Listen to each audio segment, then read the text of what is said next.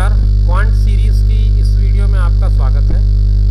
आज हम लोग जो बात करेंगे वो बैंकिंग के अंतर्गत कुछ अच्छे क्वेश्चंस की बात करेंगे। शुरुआत करते हैं इस क्वेश्चन से, और मैं आपको बता दूं ये पूरा का पूरा जो आज का वीडियो होगा वो सिंप्लीफिकेशन पे बेस्ड होगा।